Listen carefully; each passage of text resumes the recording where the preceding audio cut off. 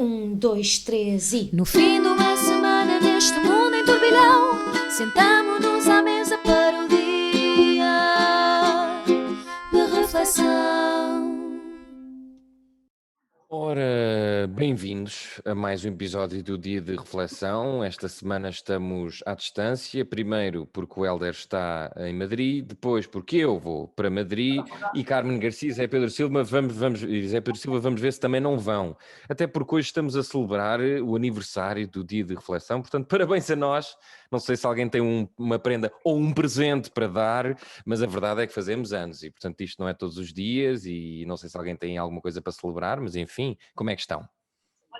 Faz hoje precisamente 3 anos que em 2019 iniciámos as nossas emissões regulares do Dia de Reflexão. Hélder, vou-te contar um segredo, que é assim, a gente ouve-te, mas tu não te mexes, a tua boca não se mexe, não está a acontecer nada, tipo, estás parado. Agora já está. Agora já está, já estava um bocadinho frisado da excitação deste aniversário, mas é verdade, 3 anos, estas coisas passam a correr. E vocês os dois? Zé Pedro e Carmen, como é que estão? Carmen? Opa, eu estou a ver se a gente passa isto, tenho que ir trabalhar, tenho os meus velhotes à minha espera, e portanto não posso perder muito tempo na conversa com vocês, como é evidente. E tu, Zé Pedro, estás aí em excitação, já puseste toda a família a celebrar o Dia de Reflexão, toda a gente a fazer o coisa? Exato, não fiz nada, mas acho que devia ter pelo menos um bolo, mas vê lá tu bem, como nós damos pouco valor ao aniversário, quando nem sequer estamos juntos, não é? Quer dizer, é uma coisa que cá está, estás a exibir o pensador. As pessoas não estão a ouvir, mas está aqui o pensador. Para quem está a ouvir em podcast, temos de explicar que estamos a gravar isto em Zoom e que, aliás, se tudo correr bem, vai parar até ao YouTube, mas convém explicar isso a quem está a ouvir só o podcast. Mas pronto, é um aniversário, são 3 anos de Dia de Reflexão, quem diria? Até porque vão notar que o som está incrivelmente pior hoje, não é? Sim, mas isso acontece, as pessoas já sabem o que é que podem esperar deste podcast revolucionário e, portanto, vamos a temas, porque o Dia de Reflexão nunca para e o tempo de duração de uma reunião de Zoom também não. Vamos então falar aqui de algo um pouco menos festivo, vamos perceber que foram as eleições no Brasil. Toda a gente andou a dizer que isto ia ser um passeio, toda a gente não, muita gente disse que isto seria um passeio na avenida para Lula da Silva, mas de facto o que venceu o primeiro turno, Lula da Silva, conseguiu com cerca de 48% dos votos, mas Bolsonaro surpreendeu muita gente ao levar agora, para o próximo dia 30 de outubro, a uma segunda volta a ver se continua presidente ou não. Começa então pela Carmen Garcia. Vou manter aqui uma certa ordem, porque no outro também comecei, portanto eu gosto das coisas ordenadas e é isso que as pessoas gostam. Carmen, surpreendeu-te, ao contrário de muitas sondagens que davam aqui uma certa tosa, por parte de Lula da Silva, afinal a presidência de Bolsonaro continua a agradar a 43% dos brasileiros e isso é de se notar. Ele que ganhou em 12 estados, Lula da Silva ganhou em 14, portanto isto não vai ser assim tão passeio na avenida, como se julgava. Não vai, e na verdade me incomoda-me Bolsonaro, incomoda-me particularmente Bolsonaro, acho que incomoda particularmente às mulheres, né? Estamos a falar de um homem que é um misógino e agora eu já não sei se é de acreditar em alguma coisa que as sondagens dizem, mas eu tinha lido antes das eleições que apenas 28% das mulheres brasileiras diziam que ia votar no atual presidente, 48% inclinavam-se para Lula e só 28% é que diziam que votavam em Bolsonaro. Portanto, eu quero acreditar e fico satisfeita de acreditar que quem votou no Bolsonaro foram os homens, porque custa muito a crer que o nosso duplo cromossomo X nos tinha permitido fazer uma coisa destas. Não sei se vocês têm noção que tudo o que está a acontecer na Amazónia, mas uma das coisas que existem mais queixas é que os mineradores, aqueles mineradores que por lá andam, vêm consecutivamente violando as mulheres indígenas. E isto é tudo terrível. Inclusivamente os casos de femicídio no Brasil aumentaram durante a presidência de Bolsonaro, não é? Que é um homem que fala tanto de segurança. Portanto, em primeiro lugar, eu quero dizer isto, eu quero muito acreditar que foram os homens que fizeram isto e que nós mulheres não temos nada a ver. Eu não gosto de Lula da Silva, jamais votaria em Lula da Silva, à exceção daquela situação em que Lula da Silva concorre contra Bolsonaro, porque nesse caso eu acho que até votava mesmo no Tiririca, na verdade. Não gostar de Lula, neste momento, penso eu, vai ter que deixar de ser um problema para as pessoas no Brasil, porque do outro lado temos Bolsonaro, e Bolsonaro é o presidente que fez piadas durante a pandemia, enquanto os brasileiros morriam com falta de balas de oxigênio. Portanto, os brasileiros a morrerem de dispneia e ele a fazer piadolos. Não consigo perceber o que é que se passou, também não tenho que perceber, a verdade é essa. Imagino que haja algumas pessoas no Brasil que estão melhor, não sei. Eu tinha lido qualquer coisa que os funcionários públicos, os militares, a polícia, conseguem ter um regime especial que os separa um bocadinho do povo, agora do povo mais pobre. Agora eu daqui de longe, e faço sempre esta ressalva, eu estou longe, eu não estou lá. Uma grande amiga minha estava a fazer um estágio em São Paulo, porque o Brasil tem os dois extremos, não é? Num dos maiores centros de transplantação cardíaca mundiais, que fica em São Paulo, é mesmo assim um centro de topo. E eles têm uma grande percentagem de transplantes porque há muita gente que ainda vive no Brasil naquelas casas de barro, que são o fator para uma das doenças que mais faz com que as pessoas precisem de transplantes de coração. Portanto, aquilo há de tudo, há a miséria extrema e depois há a tecnologia de ponta. E enquanto ela lá viveu, e a minha amiga é africana, ela dizia que, isto foi na altura da primeira candidatura de Bolsonaro, que ela própria quase que se fosse brasileira se sentia tentada a votar em Bolsonaro, tal não era a insegurança que sentia nas ruas e tudo isso. Mas a verdade é que parece que essa insegurança não diminuiu assim tanto, e eu faço sempre esta ressalva que eu estou aqui na segurança do meu sofá. Tal como eu defendi para a Itália, os brasileiros são um povo com autodeterminação e são livres de escolherem um presidente que quiserem. Agora, que se eu consigo perceber, se há alguma coisa de objetiva que me faça perceber esta votação em Bolsonaro, não. A única explicação que eu encontro aqui, e agora fora de brincadeiras e não querendo acusar os E para homens, terminar, é o peso da religião. Imagino que a religião evangélica, e cada vez mais, não é? Estima-se que daqui a 10 anos o Brasil deixe de ser o maior país católico do mundo e passa a ser o maior país evangélico do mundo. Cada vez há mais igrejas evangélicas, a fé está fanatizada, essas igrejas apelam ao voto em Bolsonaro, e portanto eu acho que pode ser por aqui que encontramos uma explicação, este Deus, pátria e família, Deus, fé e família, não sei se está por aqui. Para muito mim bem. não é perceptível. Ora bem, José Pedro Silva, Carmen fez-me lembrar aquele problema do ai os homens, portanto não sei se concordarás que a culpa foi dos homens para não reeleger Bolsonaro, mas para o empurrar para uma segunda volta, mas a Carmen tocou aqui num ponto que é interessante e que se tem discutido muito ao longo dos anos, quando o Trump ganhou, quando outros populistas ganharam, é sempre surpreendente. Mas se calhar já não é assim tão surpreendente se nós tentarmos quebrar um bocadinho essa tal distância de que a Carmen fala e bem e olharmos um pouco mais a fundo para o país que é o Brasil. Profundamente dividido, que tem de um lado Bolsonaro, tem outro lado Lula, que personificam, são eles as personalidades dos seus partidos, não é? É quase como se os partidos já não existissem, só existem aquelas duas pessoas e depois dá no que dá. Portanto, o país mais dividido do que nunca, ainda mais do que talvez se esperava. O que num sistema presidencialista não é assim tão invulgar. Eu não sei se é surpreendente. Nós o que assistimos é, na verdade, aquele movimento que agora se verifica cada vez mais na Europa. No Brasil foi um pouco mais cedo, ou seja, aqui a questão de, se é que alguma vez deixou de ser, mas enfim, isso era outra conversa. Mas basicamente é quando há o descontentamento, quando há os casos de corrupção, mais ou menos verídicos. Já sabemos que a justiça também teve durante algum tempo em más mãos, mas isso acaba por, enfim, é uma consequência natural da ausência de justiça, que é a dúvida, não é a suspeita. Isso é pior do que tudo, não é? Quer dizer, pior do que ter governantes corruptos é nunca se passar da suspeita. Nós cá sofremos um bocado isso também, não é? Quer dizer, os processos da justiça, a demora na justiça faz com que não haja nem culpados, nem inocentes, porque a presunção de inocência é um princípio que obriga aos tribunais, mas não obriga as pessoas na rua. E, portanto, as pessoas na rua não estão obrigadas a presumir a inocência de ninguém, porque também não são elas que estão a julgar, mas fazem um julgamento que é político. E nesse julgamento político, quando não conseguimos ter conclusões nos tribunais, tiramos as nossas e são quase sempre para o lado da culpa. E, portanto, o que aconteceu no Brasil, e que nós também sofremos um pouco, ou seja, o nosso fazer justiça, acaba sempre por, ou a justiça estar envolvida em muita nebulosidade, acaba sempre por criar esta revolta popular, não é? Esta indignação que quase nunca vai por bons caminhos, não é? Leva sempre os eleitores a fazer más escolhas, a fazer escolhas radicais.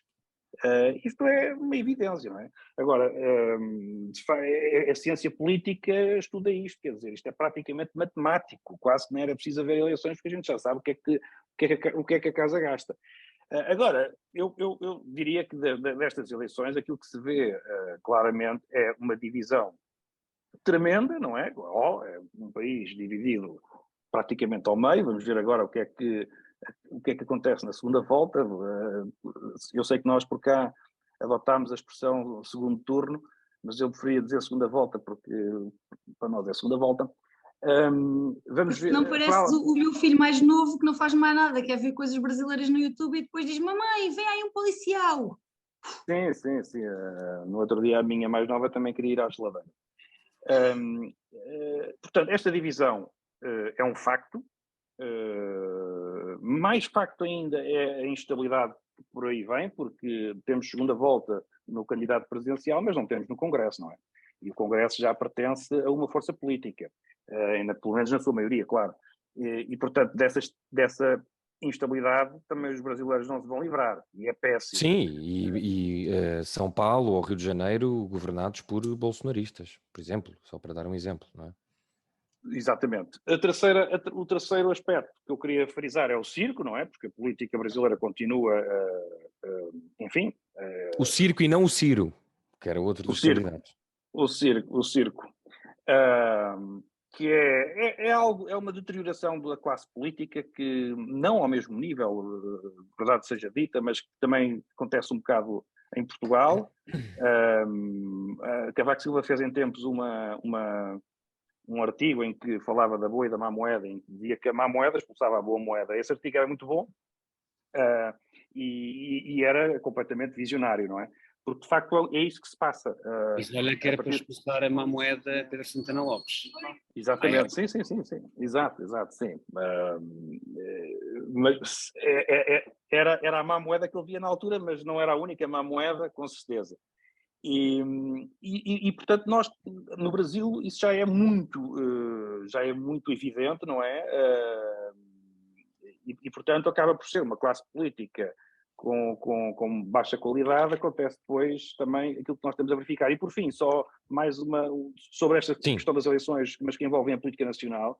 Eu acho que nós aqui, enfim, somos um bocado parciais, porque nenhum de nós com certeza é grande fã de Bolsonaro, mesmo não sendo também, no meu caso, e a Carmen acabou de dizer também, fã de Lula da Silva, apesar de entre os dois também não teria a mais pequena dúvida, vou ter que citar novamente Cavaco, mas punha uma piuga na boca. Eu penso que foi Cavaco, a história da piuga, penso que foi o Cavaco, já não me recordo agora, para votarem nas eleições que eram disputadas com Soares Carneiro, penso eu. Enfim, mas como não tenho a memória muito presente, é melhor não avançar mais. Mas é isso, punham a piuga na boca e era capaz de votar no outro. Mas o clima praticamente de guerra, aliás, a divisão a nível de eleições, vamos ver o que é que ele vai dar, porque a tensão é muito alta naquele país. E é também alimentado um bocado por todos os comentários que se fazem e por todo o apoio que se dá ou não ao candidato. Aquilo é sempre clima de guerra. Eu ouvi a líder do Bloco de Esquerda, cá em Portugal, dizer 2 vezes seguidas presidente genocida. Eu sei que não é o único, eu sei que não é a única, aliás, a usar a expressão, mas eu aqui digo, sem qualquer simpatia por Bolsonaro, e aliás com muitas críticas, que é um completo exagero, para não dizer pior, utilizar essa expressão presidente genocida. E mais do que isso,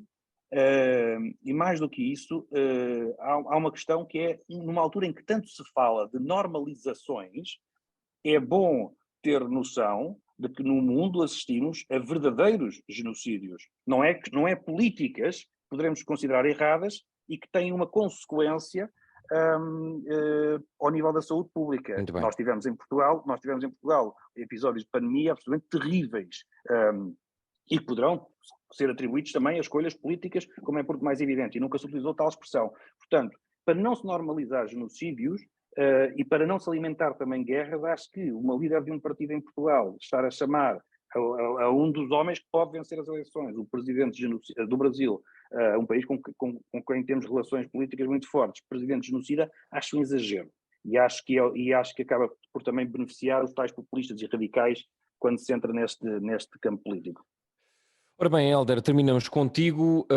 Primeiro, faço a mesma pergunta, se te surpreendeu e se te parece que, vamos ver, estamos aqui a fazer futurologia, mas se Lula da Silva ganhar, não terá uma missão nada fácil, ou seja, já se está a começar a pensar no day after e esse não parece muito alegre para os lados de Lula. Em E do relação, Brasil em geral.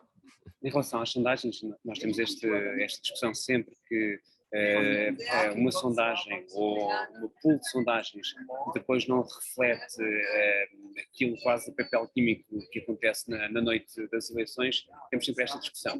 E eu acho que a maioria das sondagens não previu foi que a distância entre um e outro candidato, entre Jair Bolsonaro e Lula da Silva, fosse tão curta. O que eles davam, o que a maioria das sondagens dava era que Lula até poderia eventualmente ganhar numa primeira volta, mas acima de tudo que a distância face a Bolsonaro era muito grande. Portanto, há aquela questão do voto envergonhado, das pessoas não quererem assumir que votarão em Bolsonaro, e há também a questão de não haver no Brasil uma grande confiança nos mídias.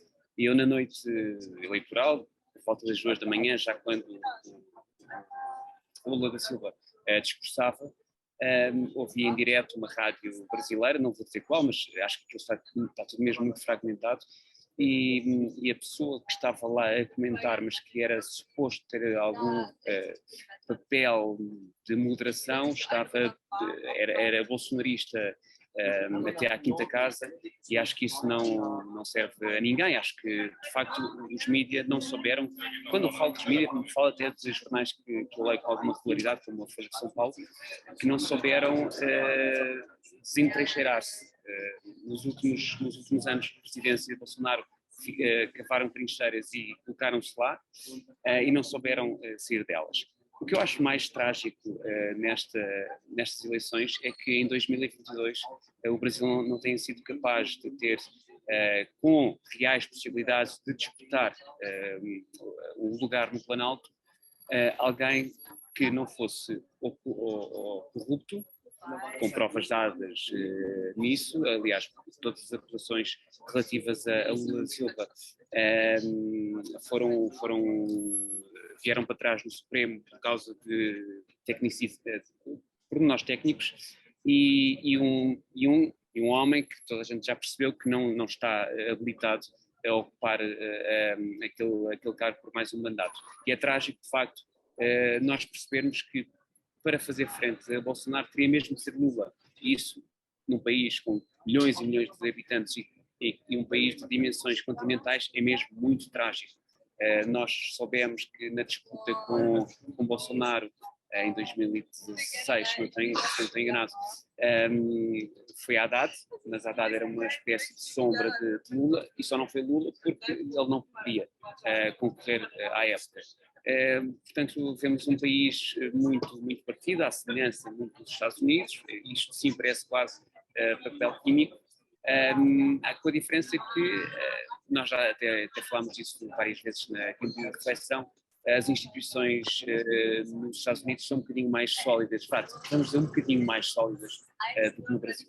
Para o futuro, me parece é que a continuar Bolsonaro vai haver ele goza de uma onda de revivalismo dos populismos da direita e até da extrema-direita. Portanto, não sei se isso poderá ser bom ou não para ele, mas que seja bom. Quanto à posição do Brasil no mundo, e tem bem que um ou outro sentados na cadeira presidencial não façam maravilhas pela posição do Brasil no mundo, logo também os brasileiros no mundo, eles são muitos, a diáspora brasileira é imensa. Portanto, enfim, sendo eu brasileiro, nós fazemos sempre esse exercício. Se eu fosse brasileiro, teria votado Lula da Silva, só porque é o menos mal dos dois que poderiam eventualmente ganhar. Muito bem. E tê-lo efeito também no dia 30, quando acontecer a segunda volta. Arrumamos assim o Brasil e esperamos arrumamos, entre aspas, esperamos até ao próximo dia 30 de outubro. Ainda temos uns minutos para fazer uma passagem por 2 temas ou 3, digam-me vocês, mas temos aqui tanto a mulher de César, que afinal é séria, estou a falar da Ministra da Coesão, que veio escrever um artigo de opinião a defender-se a si e ao seu marido, mas eu diria que é mais a defender-se, e disse até que, para que fique absolutamente claro, nem eu nem nenhum dos meus secretários de Estado alguma vez tivemos intervenção, direta ou indireta, no processo de aprovação de candidaturas, isto por causa do que foi noticiado em relação à empresa do marido, que pediu, candidatou-se ao plano ao Fundo de Resolução como é que é? Ao PRR. E depois também falar de outro senhor que também vamos ver se é sério ou não, que é o nosso selecionador, que perdeu, não é, o processo contra a autoridade tributária porque, relativamente ao contrato que tinha com a sua empresa, a FEMA Cosa, que é um nome espetacular, que tinha assinado com a Federação Portuguesa É o nome dele. Futebol. Ele chama-se FEMA Deve Cosa? ser Fernando Manuel, qualquer coisa do Fernando género. Manuel, e depois tem ali uma Ah, coisa é? no meio, depois é Costa Deve Santos. ser Foi uma pai coisa. coisa, isso.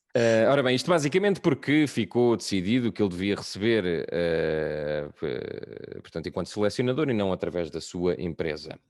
Ora bem, José Pedro Silva, começo por ti, porque tu querias falar aqui do Fernando Santos e se quiseres falar do artigo da mulher de César, agora vai ser assim que eu vou tratar, porque ela escreveu um artigo assim. Mas repara, Paiva, ela ali não era a mulher de César no artigo, ela no artigo era César, a mulher de César era o marido. É que aquilo nem Olha, está bateu bem visto. certo. Ok, olha, nem tinha eu Aquela percebido ali isso. nem era a mulher de César, ela ali era de facto César. Mas pronto, Pronto, está aqui, eu está quero em só linha. deixar isto claro porque Ok. pronto, a gente não pode cometer erros destes aqui no DDR. Não é? Pronto, epá, mas isso é muito à frente para a minha literatura e eu só tenho o 5º ano. José Pedro Silva, então estes dois senhores querem fugir ao esclarecimento público. É uma coisa um bocadinho irritante esta da vitimização. Eu confesso que eu até acho que a senhora tem todo o direito de escrever o artigo que quiser. Acho sempre engraçado que não tenha optado por dar uma conferência de imprensa e escreva um artigo no jornal porque sabe perfeitamente que há menos gente a ler aquele artigo do jornal, mas enfim, Não é ou só não. isso, e escrevendo um artigo de jornal não é confrontada não tem Claro. de ninguém a perguntar-lhe, mas já agora, mas e porquê que não responde a Pois. isto? É que o artigo é extensíssimo, Sim. mas não esclarece coisas fundamentais. Pronto, eventualmente poderíamos repensar se de facto devemos permitir que estes artigos surjam e não haver outro tipo Vamos de lá ver confronto. uma coisa, eu estive no Público a semana passada e olhei bem à volta, estive lá muitas horas até numa reunião e aquilo ainda não era a Assembleia da República. E eu procurei bem, juro, mas não vi lá ninguém, mas já é aqui, já é no jornal que uma ministra dá esclarecimentos ou presta esclarecimentos. Exato, já vamos aí, eu sei que foste tu que trouxeste o tema, mas começando pelo Fernando Santos. José Pedro Silva, então porquê é que te indignou, ou não, esta decisão, ou o que Fernando Santos terá feito? Fez, aliás. O Fernando Santos era, por simplesmente, era a minha pisada, portanto era mais para a frente, mas a menos que Mas nós já estamos aí, não temos muito mais tempo, portanto, já estamos aí. Já percebi, não vais dividir isto hoje. Muito bem, então eu vou rapidamente aos dois temas, até porque ligam-se os dois. E eu vou explicar porquê. Porque o problema em ambos é fazerem de nós parvos. Isso é o que mais me custa. É quando eu leio ou ouço qualquer coisa e penso, quem escreveu ou quem disse isto considera-me imbecil, porque de outra forma eu não posso aceitar o que lhe foi dito ou escrito. Vamos lá ver, o que acontece? Eu não acho que Fernando Santos seja um vigarista. Ele, aliás, isso é dito, não cometeu nenhuma ilegalidade. Portanto, o choradinho que faz, ainda bem que se esclareceu que a empresa não foi feita só para não pagar os impostos dos rendimentos sobre o trabalho, esse choradinho não interessa a ninguém, pelo menos da minha parte. Eu não o acusei de nada. Um foragido, um Vale Azevedo, não é disso que está em questão. Agora, dizer-se que eu se estivesse no lugar dele, para já não dizia nada, se calhar aceito, porque aquilo era uma arbitragem, eu aceito que seja feita a avaliação, porque eu fiz aquele planeamento fiscal, aliás, este termo até existe, olha, afinal não podia ter feito. Pronto, sim senhora, toma lá o dinheiro. Agora, dizerem-me que não era com esse objetivo, mas estamos a brincar. Aqui é que é o ponto em que eu fico desconsiderado. Não era o objetivo? Claro que era. A empresa já estava criada com o selecionador da Grécia. Temos pena, na altura foi por outra razão qualquer, isso agora pouco interessa, mas não há Eu não sei se saí. Não, estás dentro. Temos 10 minutos. Pronto, eu sei, mas eu carreguei aqui qualquer coisa e por isso simplesmente Mas a deixei de ver gente isto está-te a tudo. ver. Aqui está tudo, aqui Podes está falar tudo. e conversar Podes que a gente continuar. está-te a ver. Já estou novamente. Portanto, o objetivo era o planeamento fiscal. Eu no outro dia, quando vi Fernando Santos, depois da nossa derrota com Espanha, dizer eu tenho contrato até não sei quando, eu pensei que as minhas questões, espera, tu não tens contrato nenhum. Tu não tens contrato nenhum. Até tens um contrato com a FEMA COSA. Mas, supostamente, o selecionador é uma empresa. Portanto, quando ele disse ali com todas as letras, eu até tenho contrato, não sei o que, não sei o que, não tem não. Afinal não tem, porque é uma empresa. Portanto, foi planeamento fiscal. Não foi uma aldrabice, não foi uma vigarice, não foi um crime. Foi um planeamento fiscal que em arbitragem não passou. Tem que pagar, tem que liquidar os impostos que teria, se tivesse feito tudo como devia ser, liquidado já há mais tempo. Portanto, e agora passo rapidamente para a ministra. É que também nos tentam fazer parvos. Porque aqui há uma coisa que é, mais uma vez, não estamos no campo de nenhuma ilegalidade, mas é por demais evidente que quando há uma relação destas com quem tem a mão na massa, e quando temos uma relação destas com quem tem a mão na informação, então, mas isto é ético? Claro que não é. Não é sob nenhum ponto de vista. E depois a senhora disse, nem eu nem os meus secretários de Estado tivemos alguma intervenção no processo. Mais uma vez, a fazerem-nos estúpidos. Porque quem teve intervenção no processo, muito provavelmente sabe, e podem ser pela ministra nem pelos Secretários de Estado, mas muito provavelmente sabe a quem é que pertence aquela sociedade. E logo aí está influenciado. Não é evidente. Claro que é evidente. E portanto há aqui um princípio ético. E quando me vêm dizer, nem eu, nem os Secretários de Estado tivemos intervenção. E então? Portanto, é não perceberem, com este termino, é não perceberem, e nós recentemente tivemos um problema muito idêntico, é nem sequer perceber, que é o que mais assusta, nem sequer têm noção. Ocupam cargos desta relevância, assumem missões deste calibre e não têm noção. É isto. Foi um tom estranho de terminar. Não estás a testar um tom novo para terminar. É para te enganar, é para te apanhar agora a dormir. fiquei baralhado. Parecias o Carmen, nutricionista que acaba sempre assim, eu matava-os todos. parece o maestro. Bom, temos 7 minutos entre Hélder e Carmen. Carmen, queres então mandar um abrunho à abrunhosa, deduzo? Olha, eu vou ser muito rápida, até porque o Zé Pedro já disse aquilo que eu queria dizer, que é, eu não suporto que nos tentem fazer de idiotas. A ministra ontem publica aquele artigo extensíssimo a mostrar e a provar que não cometeu nenhuma ilegalidade, mas isso nós todos já sabemos, nós já percebemos que ela não cometeu nenhuma ilegalidade, que infelizmente aquilo é tudo profundamente legal.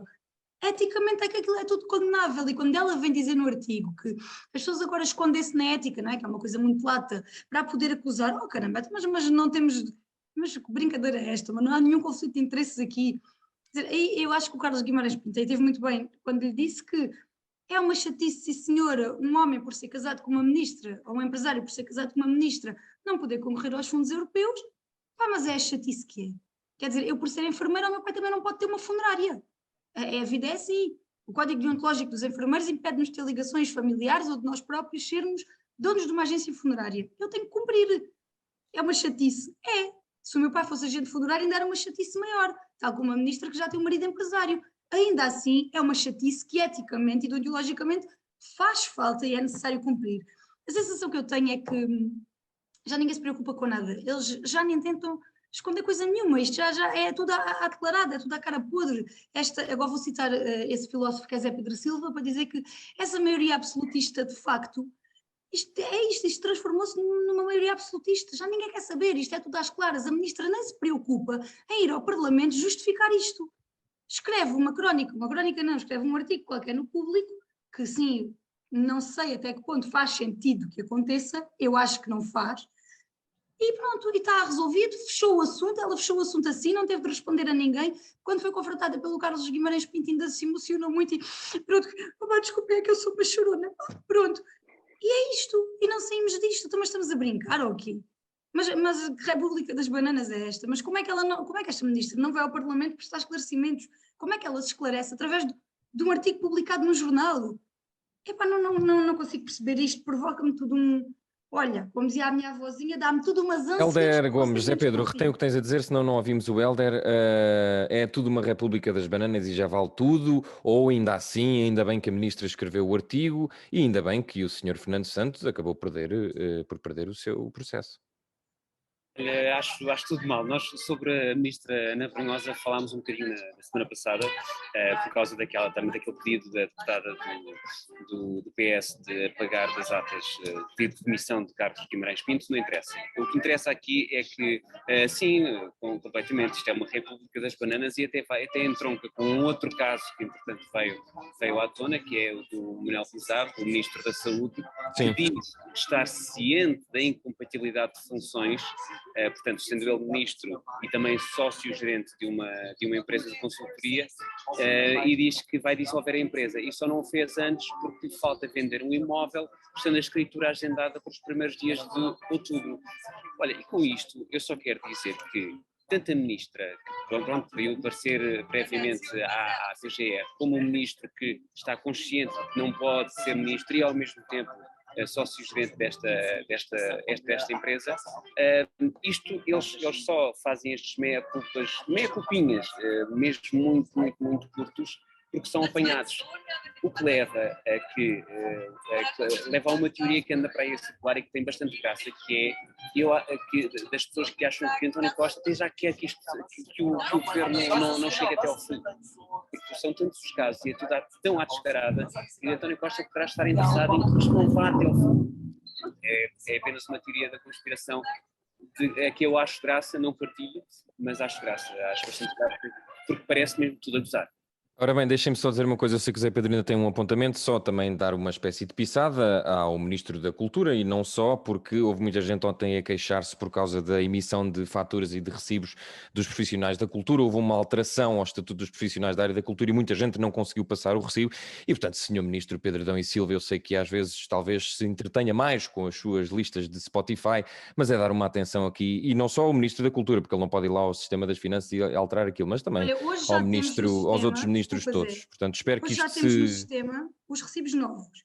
Já está tudo novo, já tens um modelo todo novo de recibo. Pronto. Mas quando fazes, espera, mas quando fazes emitir, não dá erro. Pronto, Portanto, já está metido no sistema, mas continuas sem conseguir emitir. é uma questão bastante chata, eu sei que não passará, claro, só pelo Ministério da Cultura, mas enfim, se tem voz para umas coisas, também terá para isto. Zé Pedro Silva, querias dizer alguma coisa? Temos 2 minutos.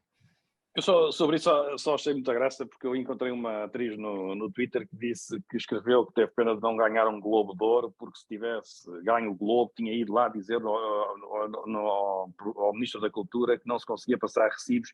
E eu pergunto, mas estavam na mesma sala? Quer dizer, não é preciso ter sido no discurso. Sim, ele estava lá. Dizer, pronto, então, só porque não foi discursar, não aproveitou para dizer ao Ministro da Cultura que estava ali. Eu disse no Twitter. Pronto. Mas para terminar o assunto anterior, eu queria só dizer que a Carmen elencou ali uma série de incompatibilidades conhecidas, mas eu devo dizer o seguinte, até nos casinos, porque esta tem muita graça, até nos casinos há mais ética. Porque há muita gente que não pode jogar. E quando nos casinos há mais ética do que num governo, estamos muito mal. Porque os funcionários do casino também, que estão entre os que não podem jogar, mas há muitos mais, magistrados, polícias, tudo isso, mas até os funcionários do casino, que é assim o mais evidente, podiam dizer, então, mas eu não tive qualquer intervenção, nem eu, nem os meus colegas, na máquina onde a minha senhora ganhou este jackpot. Podia dizer, era a mesma lógica. E isto para nós parece-nos absurdo, mas do governo não. Portanto, era só essa nota que eu queria deixar, mais ética nos casinos ainda do que no espaço público. E se vamos terminar, eu termino já só dizendo que vocês vão os dois para a Espanha no dia 5 de outubro, e 5 de outubro não é só a implantação da República, é também a data da assinatura do Tratado de Zamora. Portanto, eu acho uma certa graça. Zamora Correia. Sim, e se quiserem beber umas canhas, são todos bem-vindos. Está feito mais um dia de reflexão. Entretanto, o meu gato está a avisar-me que eu eventualmente tenho que ir almoçar com ele. E pronto, meus amigos, está feito mais um episódio. Vemo-nos para a semana todos juntos, espero eu. Adeusinho e saudinha da boa. Até para a semana. Agora podemos ficar à espera que isto acabe automaticamente, só porque já é uma tradição. E assim ninguém carrega no botão, no fundo. Ninguém é responsável. Mas giro, amor, desligas tu ou desligo eu? Não, desliga tu. 1, 2, 3 e... No fim de uma semana neste mundo em turbilhão, sentamos